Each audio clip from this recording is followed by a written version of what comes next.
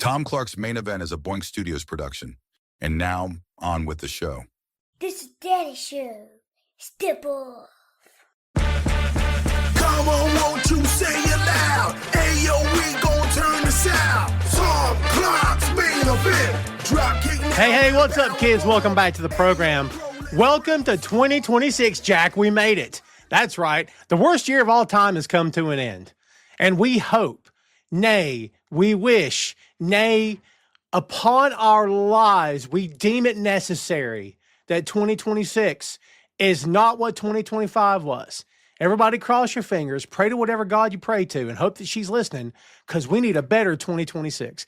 These words of hope and encouragement brought to you by your friends at Tom Clark's Main Event. Welcome, kids, back to the show. You are tuned in to the Season 13 premiere. You know what that means? We've been on the air for a really long time, but we're very glad. We're so glad. We're thrilled. We're ecstatic. We're beyond measure. We're over the moon, that is, that you guys have joined us here today. We appreciate you so much for tuning in to Boink Studios, for following all the shows, for sticking with us through thick and thin.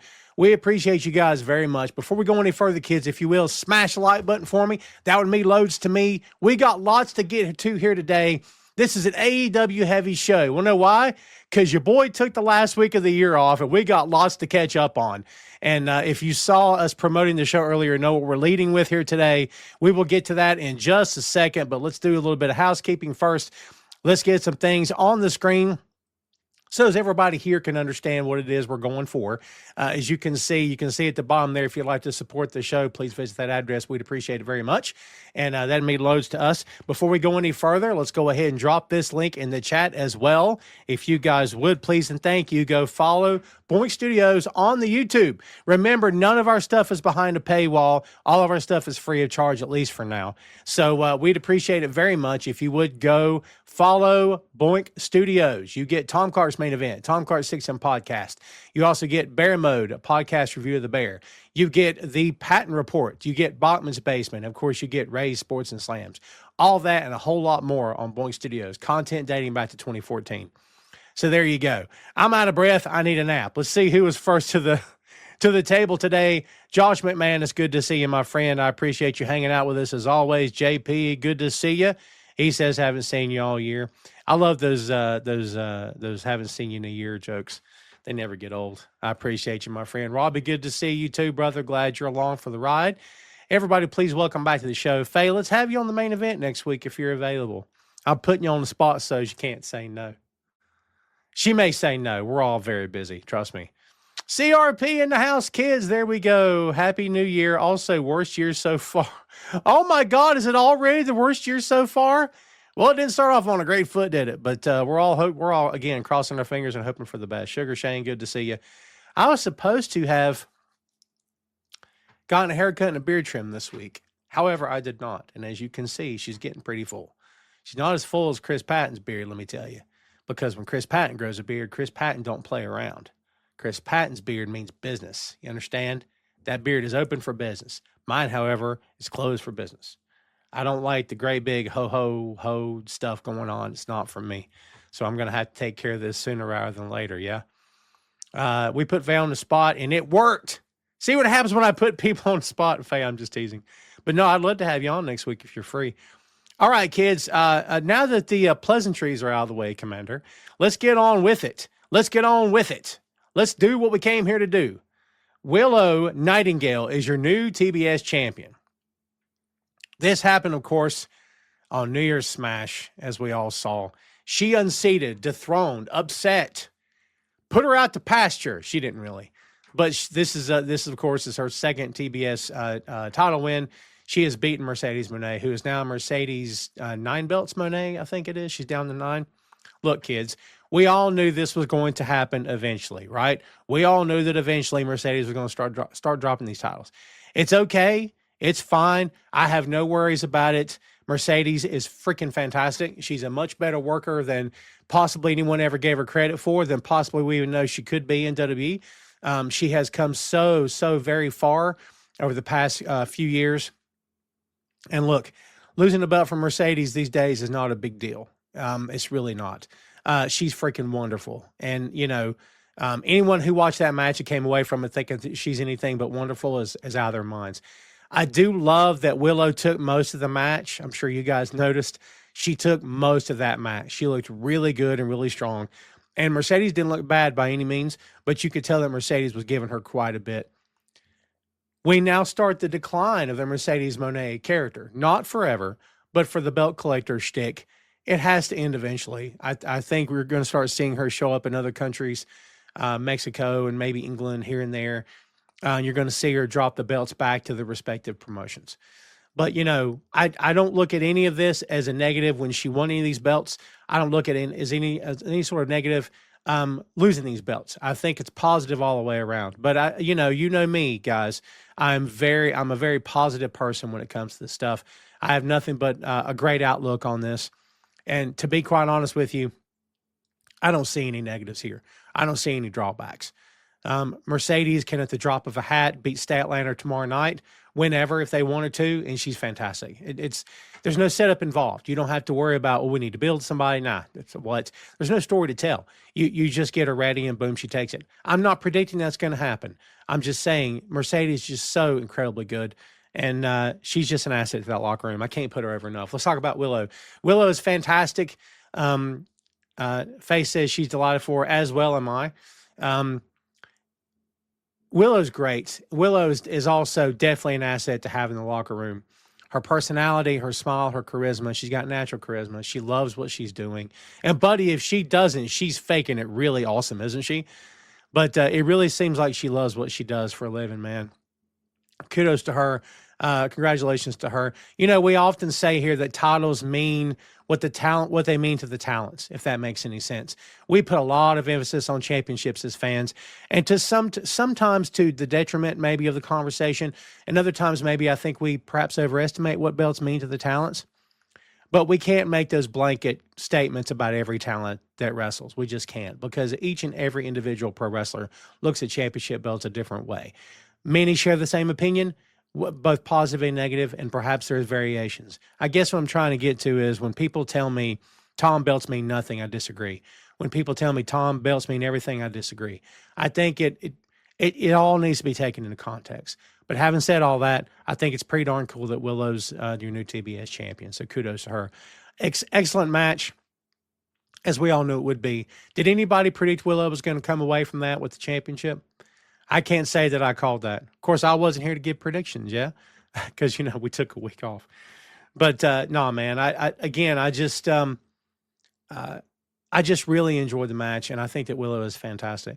So we'll see how it all plays out. I don't know what this necessarily means for the women's division moving forward. Things are going to change. Statlander, Willow evidently made up, and they're besties again, which is cool. In my opinion, Stat's a really good heel. I just believe it. Maybe it's close. I kind of think Stat is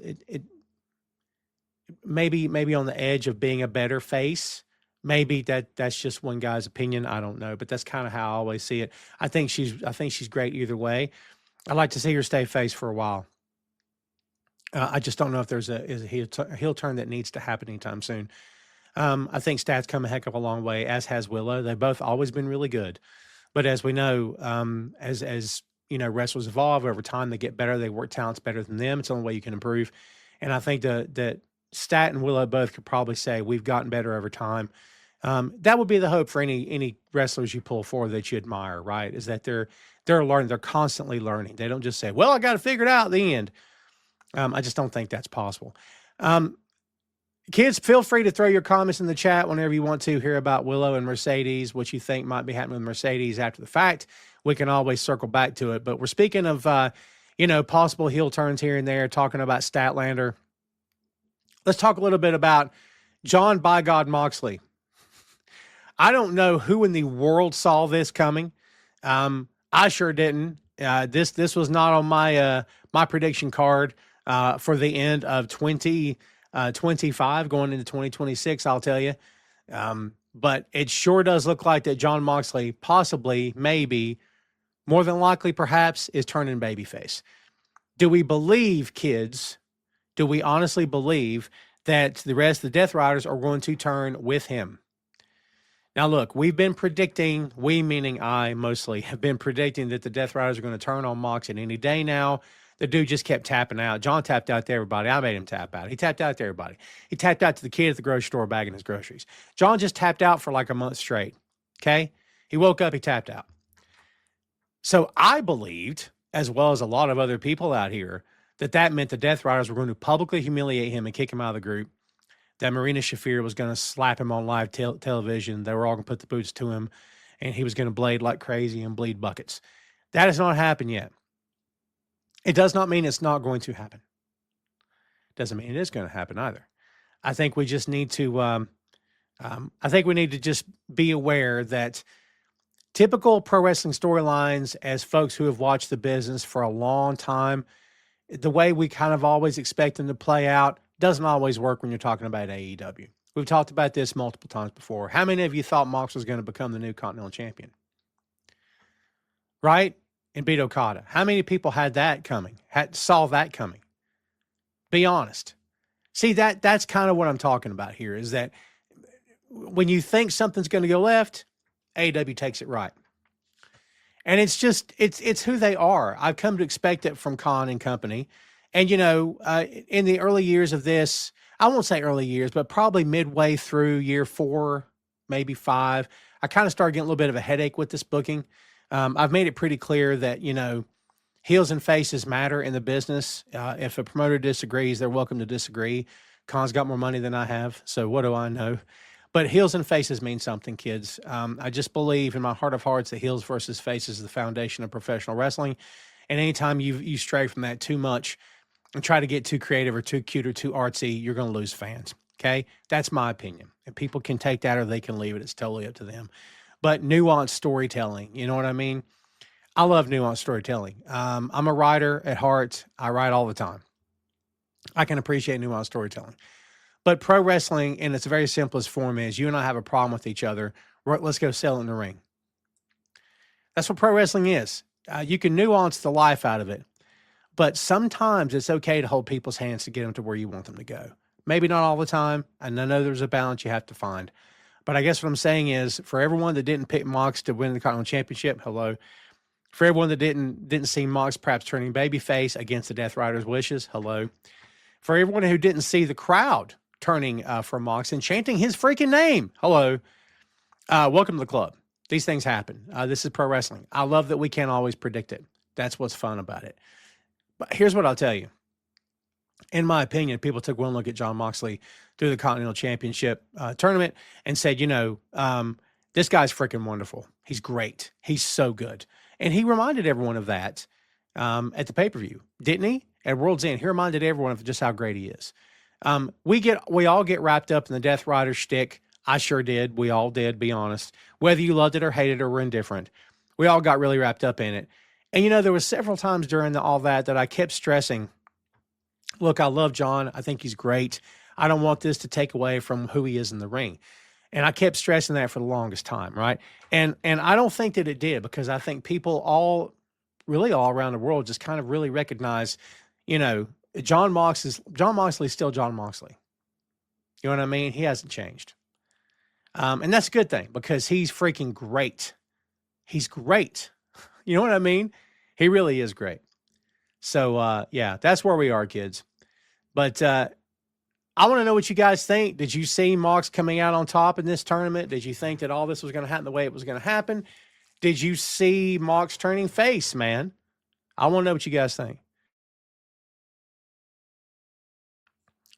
All right, let's see.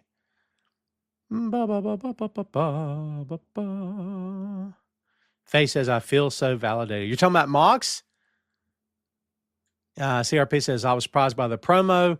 Assumed they would boot him out before the face turn. It was an interesting take. Chris, you know how that company rolls, brother. They just do stuff, and you're at home going, wait, what?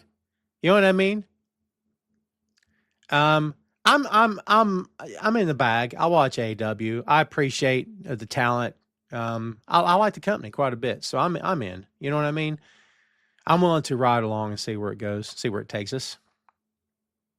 Faye says the belt winning was a matter of survival. Well put. He knew he had to win. Also well put. Well said. What's up, Brad Hall? So the Death Riders are going to turn on him sometime in the next month. Congratulations to Will Nightingale. Hello from Minnesota. What's up in Minnesota there, Brad? CRP says, I knew he had a strong chance as they did give him early losses in JPW gimmick. Well said, too. I like that. Face says, I love Brian's reaction to the face turn. Yeah. There's a problem here. Not a problem, but Mox shouldn't be shaking Danielson's hand anytime soon, and maybe never. Because the statement that was made was when you put a bag over a grown man's head, they did it twice to him, right?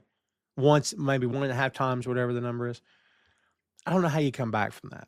And you notice what they eventually had to do with Hangman and Swerve. They eventually had to have those two guys come together in the locker room and have a face-to-face, hey, let's let it stop where it stops. I went too far.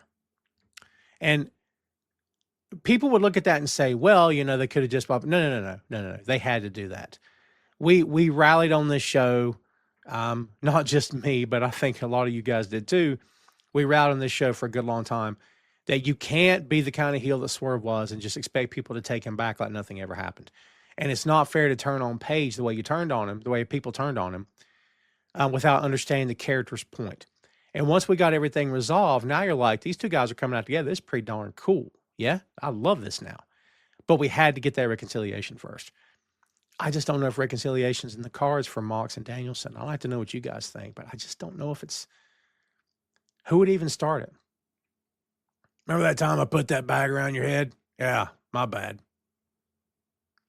Brad says it's cold and snowy. Do you think Mox has got the goal to get the IWGP title?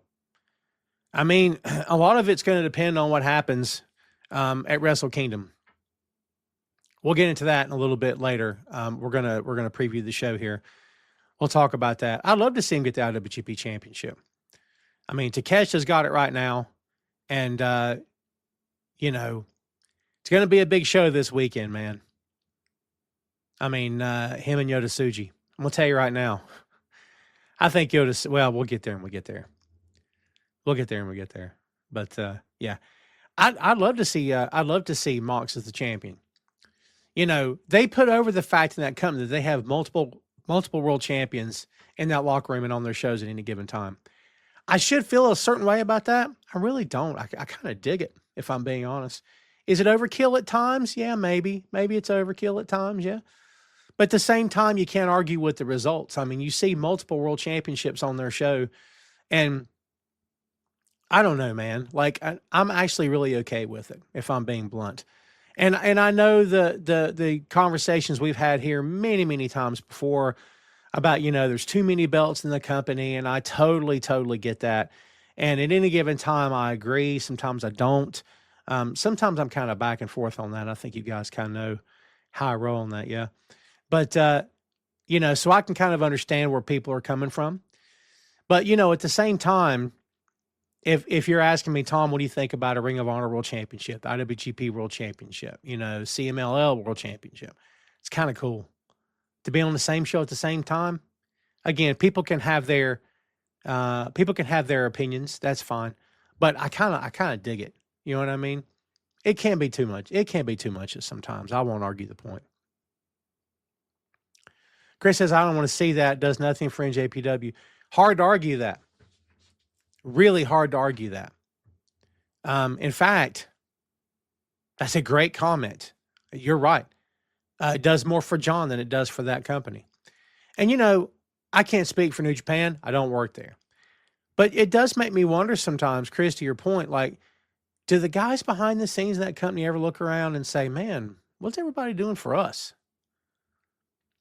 Maybe I'm way off base and their working relationship with Khan is wonderful. For all we know, Khan and Gedo text all the time and send each other goofy GIFs. I don't know. You know what I mean?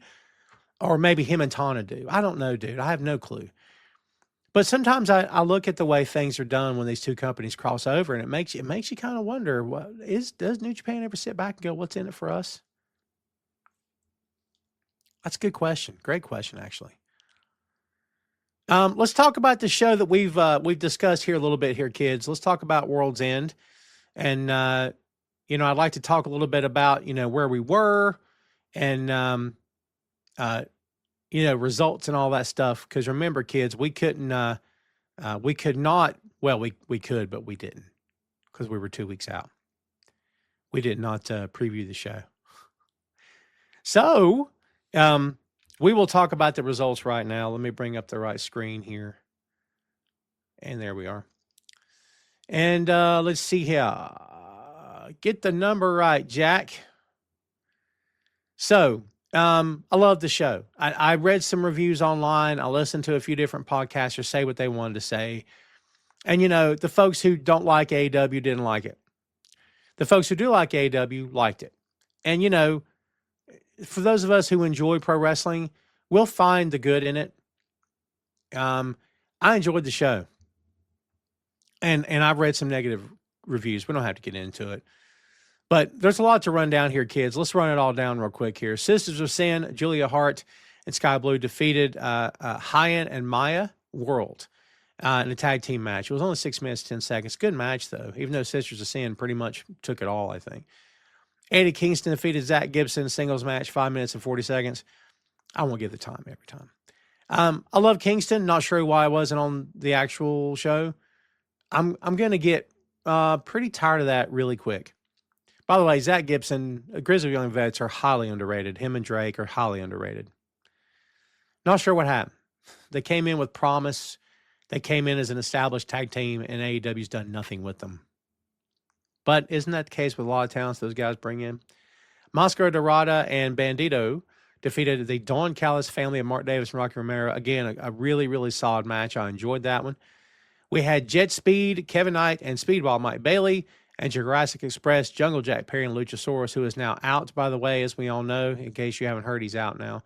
They defeated Josh Alexander and The Demand, Ricochet, Bishop Khan, and Toa Leona in an 8-man tag.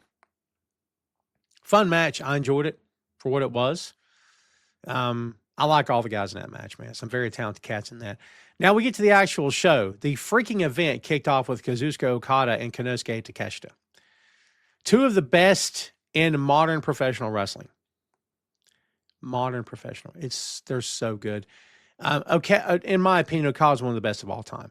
Will we say that about Takeshita? Perhaps some folks are saying it as already. I don't know. Takeshita is great, by the way. CRP says, did you see Yoda Tsuji's comments on NJPW needing a break? No, I did not, but I'm not surprised. New Japan talents have no problem stating how they feel. Chris, you know that. They'll just come out and say stuff. Tana's done it in the past. They've all done it. Okada did it. They don't have like a governor on them. I don't think anyone's ever been disrespectful to any other companies when they talk, but they'll just say stuff. Yoda Tsuji is absolutely the future of that company. And I hate using the word future because honestly, what does future imply 20 years from now? He's the now, right now. Do you know what I mean? I love me some Yoda Tsuji, man. He's freaking great. See how positive I am? See how much fun it is to listen to a positive dude that doesn't yell and scream the whole time he's recording? Listen to me putting myself over. How's that sound? Jeez Louise, man, what's going on over here? I'll try to calm down. Let's see. That was the first match out of the gate. Great match, of course. Okada won by very heinous means. Did you guys notice that they didn't follow back up on the screwdriver spot that supposedly Kyle Fletcher left to use in his own match? Speaking of Fletcher, in the match number 2, Mox defeated him, as we know. They got 22 minutes for that match. Second match in. Mox and Fletcher were fantastic. Man, Kyle getting thrown on the back of his neck off the top rope. Hope he's okay. I believe he's okay. I haven't heard anything otherwise. I want all these men and women to be able to walk away from a show. Okay? But I'm going to tell you something, kids, and everybody here knows this live and after the fact. The bump card will fill up at some point for everybody in the business, period. End of story. It's going to happen. And we hope it doesn't happen for a good long time for Kyle Fletcher because he's great. But look, dude, let's be honest, man. Getting dropped on the back of your neck, getting dropped on your head it's not a great idea. I know it's an understatement. It's not a great idea. Protect your neck. Protect your neck, as Wu-Tang would say. But yeah, it was hard to watch. I watched it with a friend of mine, and we immediately popped. Like, oh my God. They showed the replay was even worse. And look, Mox is as safe as they come. But in my opinion, I'm not a professional wrestler. But in my opinion, There's only so safe you can possibly be coming off the top rope with the guy that you're flipping backwards. And what I mean by that is, I think Mox did as much as he could to protect him, but there's going to be some variables there. There's going to be a weight shift. There's going to be whether or not the guy can fully rotate. And even if he can fully rotate, maybe he'll land awkwardly, which I believe is what happened here. Scary moment. Scary moment.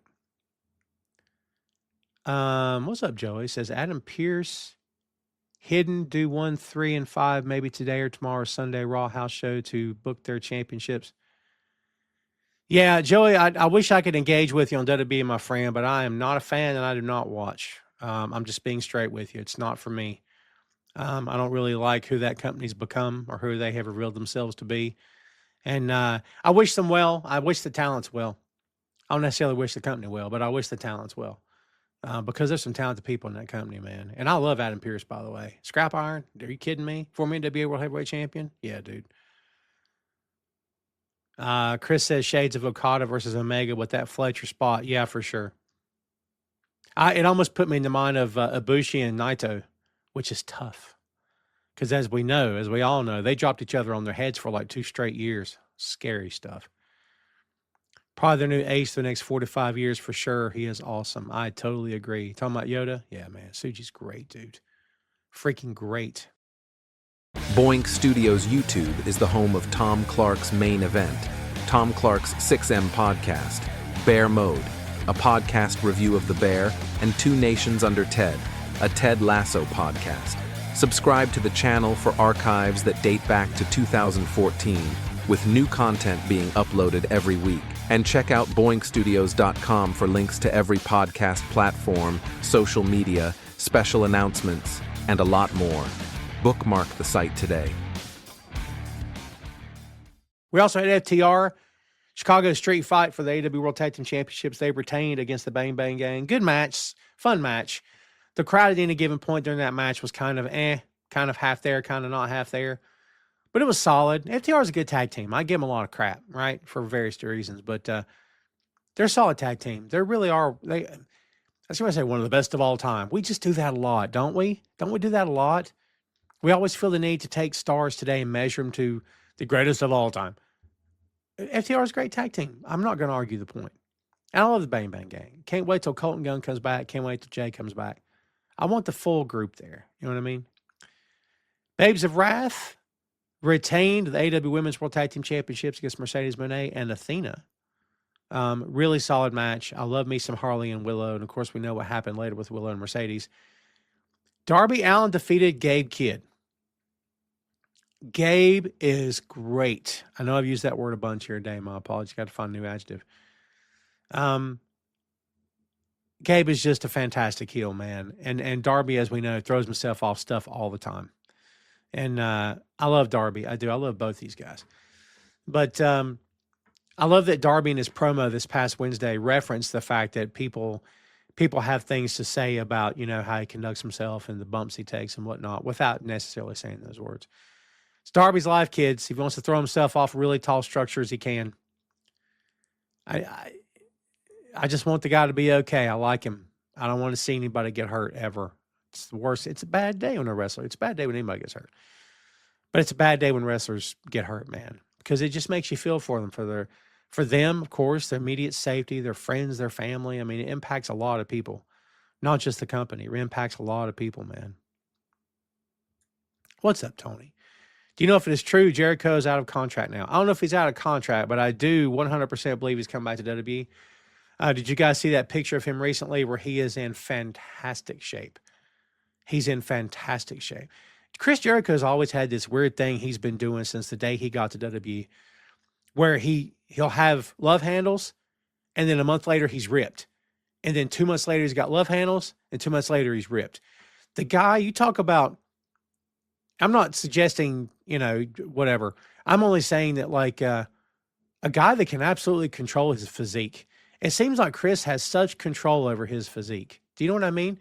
He got in great shape in AEW in the past couple years. I mean, a lot of people don't care for him. I get it. I can't say I love him, but you gotta throw out respect when it's earned, man. He did a lot for that company when they first started up. Was in the chat today with the guys from Bear Mode. Shout out to Big Tasty, Jay and Joe. And, we were saying in the chat that, they don't really need him anymore. I agree with that. They don't really need Jericho anymore. But let's don't forget what he meant to that company in the beginning. You know what I mean? I do believe that you will see him in WWE. I think it's pretty much foregone conclusion. Joe says, speaking of Mercedes Moné, didn't win AEW Women's World Tag Team Championship. No, she did not. Yeah. And to be honest with you, I don't think she should, at least not right now. I just let her get through these belts first. As we said earlier, I think she's going to start dropping all these belts. We'll see how it plays out. Chris says contract expired 12/31. Well, there you go. Makes sense. Rumor is next week's Raw on Netflix for a return. Multiple sources have reported that, but take it for what it is. Yeah, I agree. Take it for what it is. I've heard about that. They wanted to bring him in, and they're going to do some kind of promotion with Stranger Things. Jeez. By the way, kids, we can talk about this in the open floor. I watched the series finale of Stranger Things. People crapping on that too. Look, here's what I'll tell you. The thing wrapped up. Let's let them wrap it up. I thought it was good. I thought it was really good. I got emotional in certain parts of it because if you watch from day one, you get attached to the characters. I was not crazy about this season. I wasn't completely in love with season 4. I enjoyed it. I loved Eddie, but I wasn't crazy about it otherwise. However, it was cool that they all got to say goodbye and they all got a farewell. And I'm glad that it didn't get canceled or anything weird happened or cast members left or got ticked off at each other. It's cool that they got to tell their story and then wrap it up. That I liked. Yeah, and I enjoyed the show. We also had Timeless Tony Storm, Roderick Strong, and the Conglomeration, Mark Briscoe and Orange Cassidy, defeating the Death Riders, Claudio, Garcia, Wheeler, Utah, and Marina Shafir in a Mixed Nuts Mayhem. I love that name. Mixed Nuts Mayhem. And all of a sudden, we've got like a little romance going on between Orange and Tony. And Mina's all upset. It's like, keep your hands off of him or off of her. That was pretty cool. I'm so here for that. I love they're giving Tony little side missions, side quests. It's pretty cool. As we know, Chris Statler defeated Jamie Hayter. Talk about a scary spot, kids. What do you guys think about Hayter getting that weird? I don't know what we're calling it. We're calling it dropping her on the back of her head. I guess is what we're calling it, off the top rope. When I saw that, I'm not saying this because it's the ladies. I love the ladies. Okay, I think you guys know how I feel about women's wrestling. I think it's great, and I love that the women get what they deserve in that company. I truly do. But when I saw that move, I thought, whether it's women or men coming off the top with that, I'm not sure why we needed that move. Stat did a great job of protecting her, it looked like, and it looked like Jamie was fine. Jamie kicked off with her foot. Looked like everybody was okay. But in my opinion, just one guy talking, the margin for error on that move is very, very narrow. And if something happens, someone's going to get seriously hurt. So in the back of my head, the only thing I could think of was, I'm not sure why we felt the need to do that complex move off the top rope. In my opinion, sometimes less is more. But again, that's one guy talking. People popped. It wasn't a huge move. It made all the replays. I mean, if that was the goal, then it worked. As we know, Jon Moxley defeated Kazuchika Okada to become your new Continental Champion. And then, of course, in the main event, which we all called 2 weeks ago, I think we all pretty much predicted this, that MJF was going to, I did for sure, MJF was going to defeat Samoa Joe in the match, also with Swerve and Hangman to become your new AEW World Heavyweight Champion. So we all saw that coming, right? Chris says, Stranger Things, much like Botman's Basement, is a love letter to all things Stephen King. You know what? That's well said. Joey says, New Year's Smash, Mercedes lost. Yep, for sure. We've been talking about that already, Joey. Yeah. Yeah, we kicked the show off with that. For sure. There was your World's End card there, kids. And let's see. Since we are... Pardon me. No one heard that. I muted it. Don't worry about it. Since we are running things down, let's talk a little bit about New Year's Smash. What did you guys think of the card? I mean, besides, of course, we don't have to go through everything, but here's what I'll tell you. Mox is getting cheered, as we said before. It's a weird thing, but it is what it is. Yeah, I think we're all kind of getting used to that again. I assume it's a shock to the system to some degree. Looks like they're bringing Roddy back around to the conglomeration. He was getting really irritated for a good long time, couldn't win a match, that kind of thing. And it's kind of cool that he's still there. He doesn't have to still be there. It is what it is. They're doing all this Death Riders versus conglomeration stuff. He's in the ring with his wife quite a bit, Marina Shafir, yeah. And that all that stuff's pretty cool. I love that it's an unspoken thing that we all know, but they're not putting in the storyline. I kind of dig that. The stuff with Tony and Orange is really good. I'm a fan of it. The stuff with Swerve and Hangman, I do believe it's very cool that they're coming out together and stuff. I just hope it lasts for a little while. Do you know what I mean? I love how they kind of have each other's backs. And Hangman stood there and cut that promo talking about, when I get my hands on you, I'm getting my title back. And then Swerve just looks at him and looks at the camera and says, MJF, you better hope it gets you before I do. That was pretty cool. I was here for that. I just thought it was a nice touch. And, of course, Willow becoming your new TBS champion. A solid show. It was a solid show. I liked it quite a bit. Quite a bit. Sugar Shane says, it's so refreshing to see two heels tied together. Swerve and Hangman remind me so much of Jerry Lawler and Bill Dundee. The love-hate, mutual respect relationship is so refreshing. Yeah. But you don't see them as two heels, do you? Because they're not two heels. I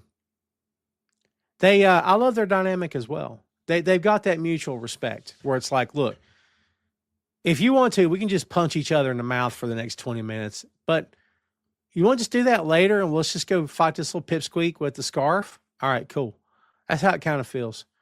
Because they've done the other stuff. They've done it, I don't want to say to death, but they've done it a lot. They've tested each other, pushed each other to the limit. They know what each other's capable of. So why go down that road again unless you're just ready to go down the road again? I don't know if they're ready to go down the road again with that. I don't think I'm ready to go down the road with it again either, because once you invest in Hangman versus Swerve, you're dialing in for a heck of a long time. It's not a bad thing, but buddy, when you're in it neck deep. You know what I mean? I kind of like this lighter tone they're having right now. Joey says, Raw Stranger Things premiere episode championship night next Monday. Yeah, we'll see. Again, Joey, I mean, if you're a fan, brother, I respect that, but it's just not for me. Hopefully all the talents come out of it safe and everybody's good. But, yeah, it's not for me. Hope they have a good show. Let's see here. What else is going on? Let's give a little bit of a preview of Wrestle Kingdom. How many of you are going to watch Wrestle Kingdom? I personally cannot wait. January 4th, if you're in the States, of course, this is Wrestle Kingdom 20, but if you're in the States, when it's January 4th, we're talking about like 2 or 3 o'clock in the morning on the 3rd. I'm not staying up that late, but I will watch the replay the next day. Right now, we've got 8 matches on the card, and of course, night 2 is New Year's Dash. Let's see here, boy. New Year Dash, excuse me. And let me get the right one here.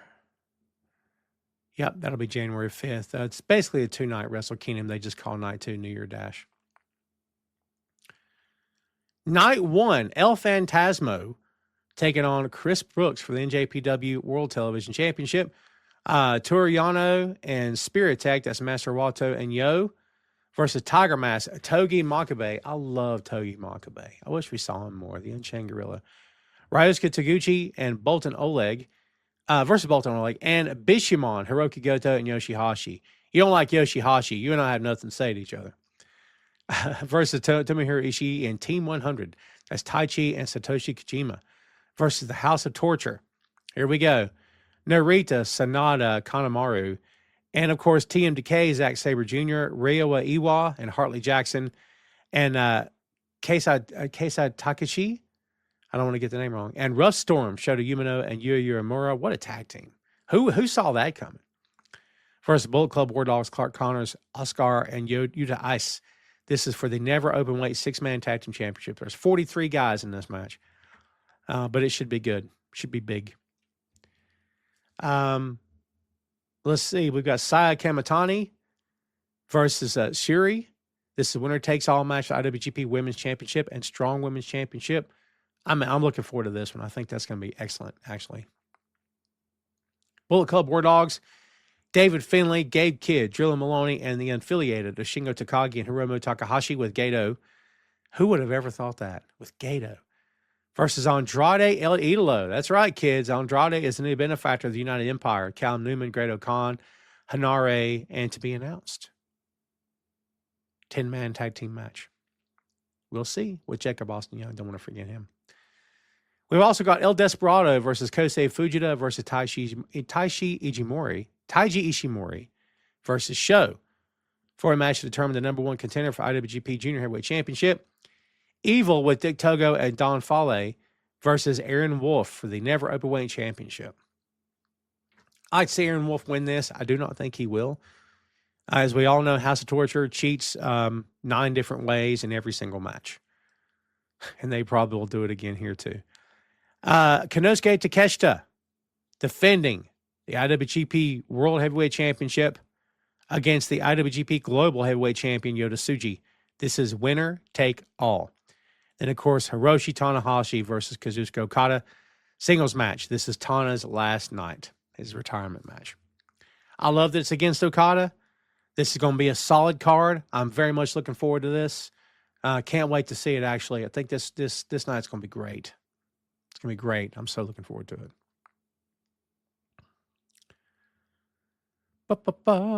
CRP says, energy drinks on tap, ready to roll. Are you going to stay up for it?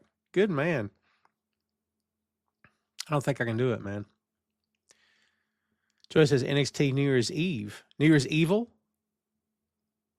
Next Tuesday? Yeah. Chris says probably going to cry at the end of that. Yeah, man, I'm looking forward to it. I love Tana. Can I be honest with you? This is no disrespect to any of the guys in Japan. Everybody knows where I'm going to go with this, yeah. I got to see Kojima live. I'm very glad that I did. Also got to see, I can't remember his name. Blue Justice? What's his name? Chris, help me out here. Tags with Kojima all the time. Why am I blanking on his name? Got to see them live. Very glad I did. But a lot of these Japanese guys will stay till their 50s and beyond and keep working. Hey, man, if you can do it, you can stay in shape and be healthy and be safe and be okay. I think that's great. I can't sit here and say Tanahashi's hurting. I don't know that. Have you asked him? I haven't asked him. But sometimes I watch Tana. I just look at his knees when he walks, and I'm like, this guy cannot be feeling good all the time. So I'm glad that he's going out on his own terms. I'm glad that he's getting to call his own shot. I love that it's against Okada. I think it's pretty cool. So, yeah, I'm happy for the guy, man. What a career. What a career. You know what I mean? And, you know, we live in the worst possible timeline. I'm holding to that. However, if you're a pro wrestling fan, you probably live in the best possible of all timelines because, you know, look at the stuff we've got in the past 30 years. Some of the best wrestling of all time, in my opinion, some of the best wrestling you've ever seen. You guys know I'm a big territory guy. I have a soft spot for Crockett, always will. In my opinion, that's the best wrestling ever. That's to me, though. But I cannot and will not argue with where we are now. I love where we are now. I enjoy AEW. I love New Japan. I love there's so many companies out there who can actually make some money at this and have a fan following. I'm just such a fan, dude. That's the thing. I'm just such a fan. Joy says New Japan Pro Wrestling Star released got days ago under ringside. Brother, Joe, let me just tell you in all fairness, my friend, if Ringside News told me the sky was blue, I'd open my door and check first. I'm not saying that who you're talking about didn't get released. I'm sure they probably did. But I don't believe a thing that comes out of that website. And I'm being honest with you kids, neither should none of you. Not a quality website, Ringside News. I said what I said. I don't care. I don't care. People give Meltzer all kinds of garbage for stuff, you know, but no one can argue the output of F4WOnline.com. Nobody can argue that. People can try. It's dumb. It's dumb. And, you know, we're not going to sit here today and talk about who's more right than anybody else, but when I wrote all the time, 12, 13 columns a week for pro wrestling websites. We're going back to 2015 and up to the early 20s. I knew then that Ringside News wasn't a website I cared anything about. And every writer that I knew then and now, they all agree with me. Sorry, it's the truth. So everybody just be careful where you get your information. Here's what I'll always tell you, whether it's pro wrestling, entertainment, TV shows, music, politics, whatever it is, always go source what it is you're reading. Don't just assume what you just saw really happened or that what you heard is true. Go source it. Google is a powerful search engine. I'm not saying Google is right all the time. What I'm telling you is go do your research, go do your own homework and figure out, is what I just saw real? I wonder, I'm curious. Go do your own legwork. It doesn't take that much work, man. There's no excuse for anybody to be sharing crazy links. No excuse for anybody to be regurgitating news that isn't real when there's so many ways to find out the facts that's out there. Do your work, kids. I'm just saying. Chris says, unless it's an article that just per F4W, I ain't trusting the ring. So yeah, see, I'm not the only one. And Chris, have we ever even talked about that? As much as you and I have talked? I don't think we've ever even talked about that, have we? You don't need to. It's common knowledge.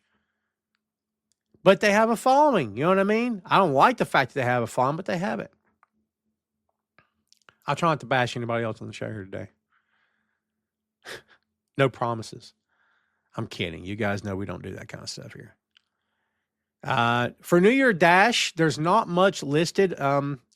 We've got Doki versus to be decided.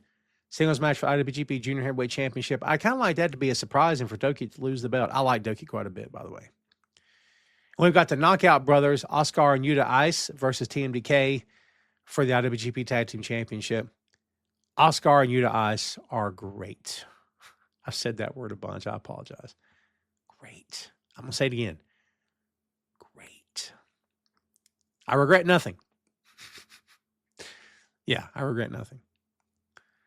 David Down Under joining us from Australia. What's up, my friend? Good to see you. Glad you made it here today. Kids, before we take it home and start our weekend, let's do this. Let's open that floor. It's wide open, kids. We haven't seen Ray. Should we send out a search party? I think Ray might be. Is Ray out of town? Something might be happening with Ray. I'm not real sure.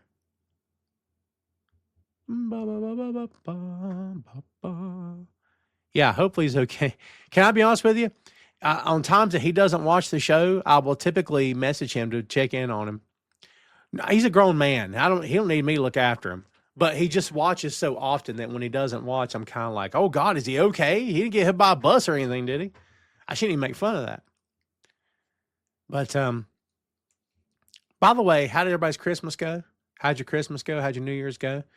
I had an appointment this morning, and I was talking to somebody, and we were exchanging kind of Christmas stories and New Year's Eve stories and New Year's Day stories, that kind of thing. I took Christmas Eve and Christmas Day off, which was nice. I haven't been able to do that in a long time. Years, actually, if I'm being honest. But we chilled out here at the house.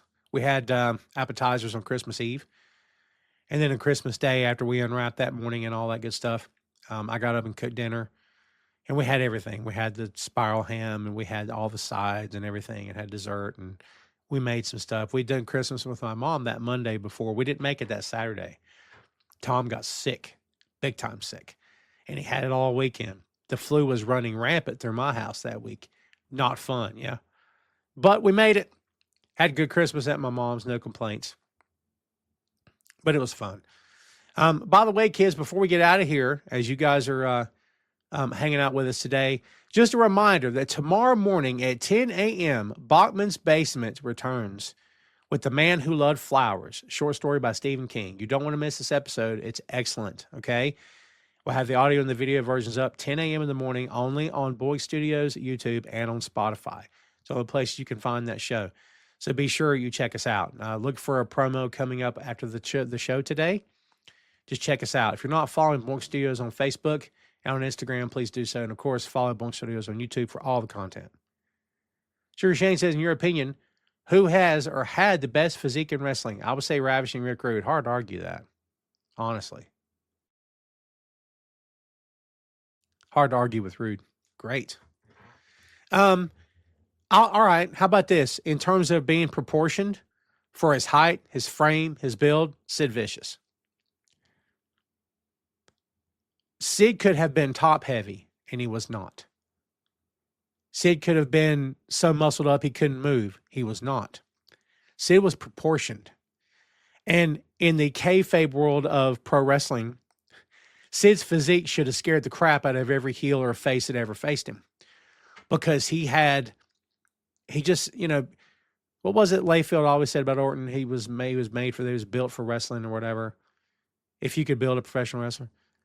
To me, in my opinion, Sid had the best body of all time. Lex looked great. I don't think Lex had mobility necessarily. I'm not saying Sid ran the ropes and had mobility.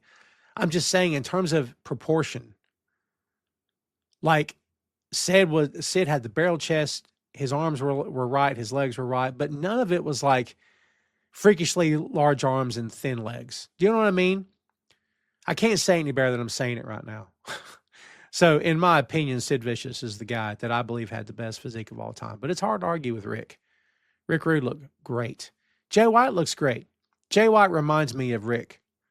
In as much as when you see that guy without a shirt on, you're like, my God.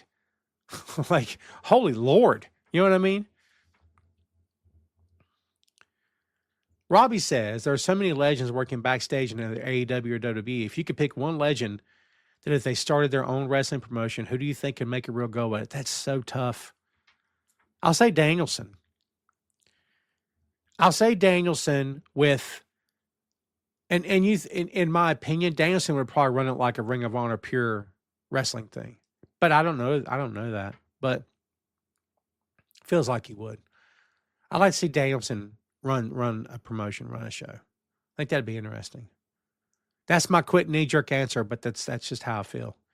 Being a promoter is far different than being just a worker. You guys know that. But I will say Danielson. I think he'd do great at it. CRP says Road Warriors, believable physique and look like two retired football players trying to kill people. Animal, yeah. Animal was he's a power lifter, but he wasn't ripped. Didn't need to be, right? Animal had that classic pro wrestling barrel-chested, big arm physique. Hawk was ripped at any given time. But no, it's hard to disagree with that. And I'm in the bag for the Road Warriors forever. Hawk and Animal for life. Does Heyman and Gabe Sapolsky count or just former wrestlers? Because I would watch their show. Yeah. I don't know if I could take Heyman being a full-time promoter again. I don't know if the talent could take it. You know what I mean? He lied all the time to those boys. Didn't lie to the fans, lied to the locker room constantly. He's so, look, I love Paul. It's no disrespect. He's so in WWE's pocket now. I mean, when he came out and defended Lesnar and all that stuff, I'm like, boy, this is a bad take on the bad day. What are you doing? But I think Gabe maybe is underrated. That's a good answer. Both of them working together. I wish it had worked out with TNA, but you hear Heyman tell that TNA story. It's great. Look it up, kids, if you haven't heard. It's great. It's great. So good. Him telling the story of them trying to court him to come to TNA, but they wouldn't push the younger talent. They just wanted to push Hogan and Flair and the older guys. And Heyman's like, well, we need to push younger talent. What are we doing? Why aren't we pushing AJ? Why aren't we pushing Daniels? Why aren't we pushing America's Most Wanted? What are we doing here? Let's see. Shane says, today I would say Rusev. Ooh, interesting. I didn't see that answer coming from you, but I don't hate it. I don't hate it at all. Kids, we got about 3.5 minutes to the top of the hour. Then we're going to go start our weekend. Be sure, as I said before, be on the lookout for that Botman's Basement promo coming up. After the show here today, it should be coming up. So keep your eyes open for that. And the audio version, of course, of Botman's Basement released on Spotify and on our YouTube channel, but also the video version released on YouTube as well.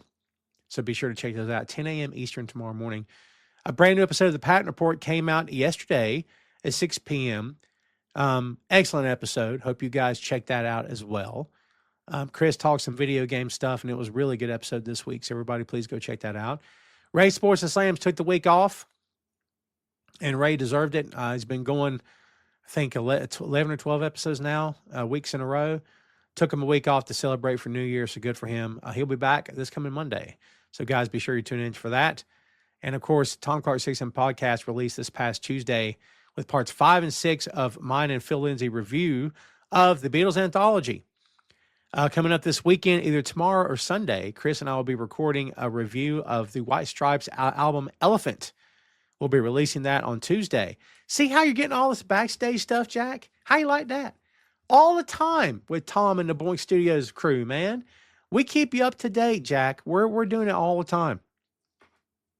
It's what we do. Robbie says, for me, I think Bubba Ray Dudley has been given some backstage stuff, plus Coach Guys and A&E reality type show like Tough Enough. Yeah, Robbie, again, can I be honest with you? Not a big fan.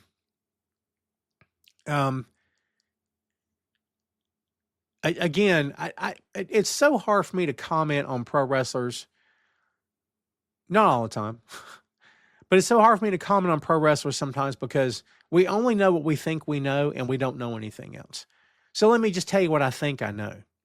In my opinion, Bubba comes off like he just knows it all. And that he was this big main event guy. He wasn't. And I won't subtract from anything he did with Devon. I won't. How could I? Mad respect for the Dudley Boys. I do, truly. Mad respect for the Edge and Christian feud with them and, of course, the Hardys. Mad respect, truly. TLC, you better believe it. But sometimes Bubba comes off as, I've got this all figured out. And if you don't agree with me, you're effing wrong. And every time you turn around, he's ripping on AEW. We know he's in WWE's pocket, just like Booker is. We get it. I totally get it. But it's like almost, and maybe I just watch at the wrong times. But it seems like every time I hear the guy talk or see him talk, he's ripping on AEW. I'm like, dude, take a break. You're not getting paid from them. You're not on a Legends contract. Take a break. Like, what do you care if their show was subpar? Why do you care so much? And I'm not, this is not me like trying to defend, AEW don't need me to defend them. They don't need me. Okay. I'm just saying, like, when it's obvious that you're in the bag for a company and you just shill every chance you get, geez, God, come on, man. WWE is just as fallible, if not more so, than every pro wrestling company on the planet. Number one, because they've been doing it longer than anybody else at this point, with the exception of CMLL, right? Which, I get it. But at the same time, like, you know, a lot of that's well-deserved. The stuff that they get, well-deserved. I mean, the stuff that they're affiliating themselves with now, it's embarrassing to me because I don't believe in the stuff that they affiliate themselves with. I just don't. I'm not trying to rip on anybody. Put Devon backstage, Robbie. Let's try that. I'm not trying to make this about race or anything like that. But when we think about, and Robbie, this isn't directed at you. When we think about talents and veterans that could work backstage in these companies, are we thinking about women? Are we thinking about people of color? Are we thinking about this? Are we thinking about, wrestlers who aren't straight? Are we thinking about this? Plenty of wrestlers through the years who would be probably great in advisory capacity, helping to book matches and stuff, who maybe you wouldn't think about. You know what I mean? I'll give an example. This is a weird example, so just bear with me. But there was a guy we worked with in a promotion for years. Nicest guy ever. In the ring, not wonderful. No, not at all. And everybody knew it too. Everybody was very nice to him. And again, he was a very, very approachable guy, great guy. But like, not great in the ring. But buddy backstage, holy Lord. We'd be working on storylines and stuff. And he had so many ideas. Like, it was crazy. He'd say something. And we look at him like, dude, that's good. You know what I mean? Like, really good. He had a good mind for it, just couldn't work. No disrespect. That's why I won't mention his name. But, it just couldn't work. But, man, great ideas, dude. It just happens sometimes. You know what I mean? It happens. Chris says, I mean more of a reboot, but Delirious. Him with an actual budget would be great. Oh, I agree with that. He was hamstrung when he was booking ROH. So, yeah. Yeah, Delirious seemed to have it too. Again, an example, not that he was bad in the ring, but who remembers Delirious as a wrestler? I remember him more as always hearing that he was booking ROH backstage. I agree with that. Great call. Yeah. Well, kids, I think that's going to do it for us. We're at the top of the hour. We got a whole weekend we're going to go get to. We appreciate you guys following. Of course, we appreciate all you guys hanging out with us here today, as you always do. Thanks for being patient with us during the holiday break. But it means loads to us that you came back here today. Thank you so much yet again for supporting us at Boink Studios. We're excited to give you a brand new year of content. We gave you 154 episodes last year, kids. A lot of content to wrap your head around, yeah? Sink your teeth into. 154 new episodes, not repeats, not reruns, not rehashes. 154 brand new episodes of podcast content released last year at Boink Studios by all of our shows. So we appreciate you guys very much for supporting us. Remember to tune in next week, 1 week from today, barring any unforeseen circumstances, we always say. Tom Clark's main event will be back. Check out Ray Sports and Slams coming this live this coming Monday. Tom Clark's 6M podcast released on Tuesday. The Patton Report will be back Thursday. A brand new episode of Bachman's Basement a week from tomorrow. And of course, as we said, a week from today, Tom Clark's main event. That's all we got for you here today, kids. We appreciate you very much for hanging out with us today, for being there for us, for being patient, for following, for supporting, for sharing, for commenting, for all the good stuff that you guys have done for us, well, since 2014. And we're excited for 2026. I know I was a little down when the show came on. I wasn't trying to be. Part of my job is to entertain you, but to also give it to you straight, right? So that's what I was trying to do. But yeah, fingers crossed that we have a good 2026, kids. I'm hoping so. And as wrestling fans and as podcast fans, hopefully you guys are looking forward to what we're going to give you here at Boink Studios. Thanks again for following us on all the socials, for visiting boinkstudios.com, and for following Boink Studios on YouTube. We appreciate it very much. Happy New Year, kids. We appreciate all of you guys for hanging out with us and always supporting the shows. Thanks so much. Take care of yourselves. Have a great weekend. Watch Wrestle Kingdom and New Year Dash. Enjoy you some pro wrestling this week. And we'll see you next week, kids.